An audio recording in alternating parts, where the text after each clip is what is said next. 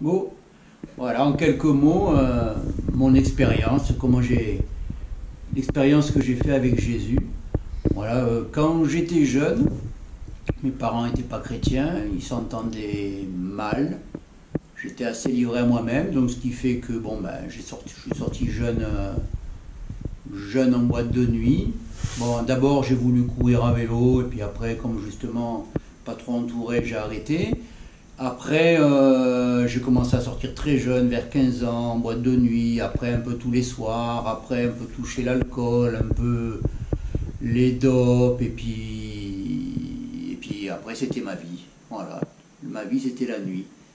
Et je suis allé une fois en prison à 18 ans, j'étais le plus jeune de la maison d'arrêt d'Aix-en-Provence. Je suis ressorti et je suis retombé quelques temps, 2 3 ans après en prison, mais ce coup-ci c'était plus... C'était... Entre-temps, j'avais essayé d'arrêter l'alcool, la drogue par des moyens, par du sport. Quand je buvais plus, je fumais. Quand je me droguais plus, je buvais. Enfin bref. Et on a eu des problèmes avec la fille que je fréquentais, pour des problèmes d'escroquerie. Et on s'est retrouvés tous les deux en maison d'arrêt. Tout d'abord au poste, quoi. Et avant qu'on soit séparés, elle m'a dit... il n'y a que Dieu qui peut nous aider, comme ça. Et donc on s'est retrouvés vite fait en prison, chacun de notre côté. Et dans la cellule où j'étais, il y avait un gars qui avait une Bible. J'étais attiré par cette Bible, à cause de ce que j'avais dit, je sais pas, j'étais attiré par cette Bible. Et ce gars, il avait cette Bible, lui, il se servait des cantiques pour écrire des belles lettres aux filles. Je me dis, bah, c'est rigolo. Et j'ai donné un pantalon, il m'a donné sa Bible. Et j'ai commencé à lire. Et en lisant, je voyais que Jésus guérissait, et moi je touchais à la dope et j'arrivais pas à m'arrêter. Je lui ai dit, voilà, si tu es vivant, eh ben, fais que je m'arrête, c'est tout.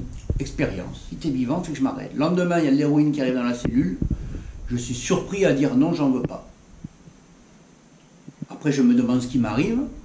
Et puis, une voix me rappelle intérieurement, mais tu m'as demandé d'être guéri, donc je te guéris. Bon, terminé. Pas de médicaments, pas de calmants, rien du tout. Du coup, cette guérison m'a marqué. Je me dis, oh, il y a quelque chose. Et j'ai continué à lire les évangiles. Les deux premiers, je n'ai pas bien compris. Et puis au bout du troisième, j'ai lu où il y avait les 3 croix, que Jésus était mort pour nous à la croix. Et qu'en mourant, eh ben, qui mourait déjà pour des gens comme nous et comme moi. Et j'ai compris que Jésus était mort pour moi. Je ne sais pas comment j'ai compris, mais il me l'a fait comprendre.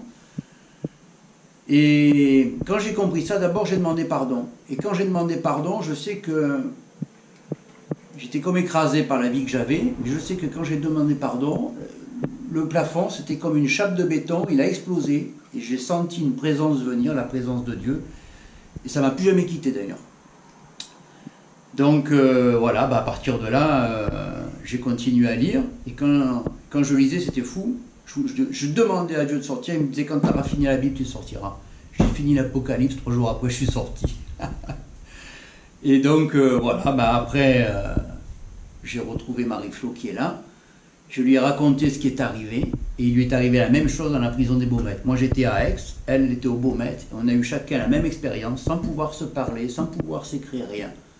Dieu avait travaillé nos cœurs à tous les deux, parce que bon, elle avait peut-être besoin de moi, moi j'avais besoin d'elle, enfin, c'était comme ça.